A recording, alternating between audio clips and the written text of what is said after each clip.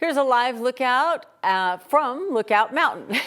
You can see some of the rain in the distance. And Corey, anything we can get, we will take, minus the lightning.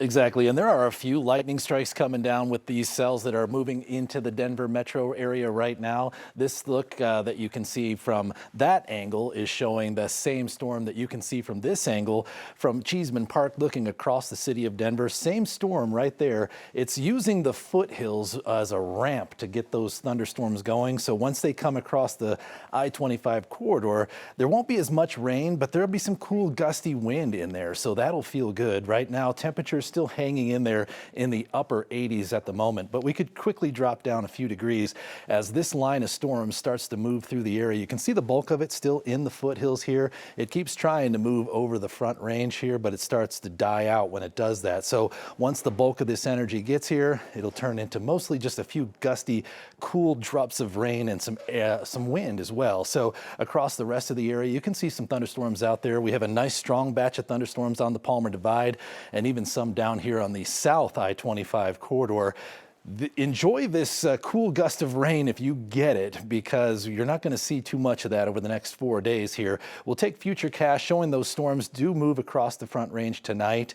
By about 8 o'clock, those are downrange and starting to dissolve. And then we're going to dry things up, and that's going to start the heat wave that we've been talking about. Here we are at 10 a.m. tomorrow morning.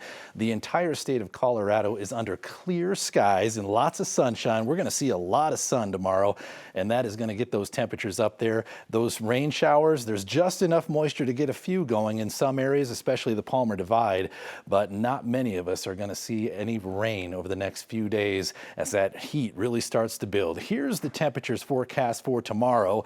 104 out there in GJ, 97 up to the north, 99 down in Cortez. Look at some of the mountain areas here, Steamboat Springs and Aspen, some rare 90-degree days. And right here on the Front Range, we're looking at some serious heat. This is the beginning of the heat wave tomorrow, 97 degrees with the potential for 100 over the next several days. We already have extreme heat warnings in place up here to northwest Colorado and in the Grand Valley, including Grand Junction. Some heat advisories all on the board already.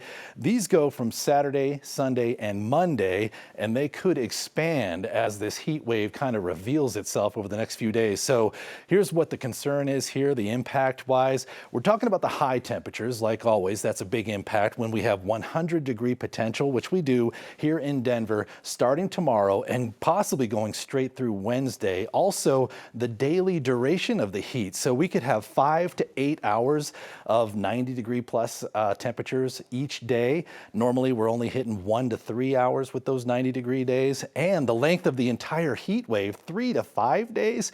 Like I said, this could go all the way till Wednesday. We'll see how long that high pressure can withhold themselves.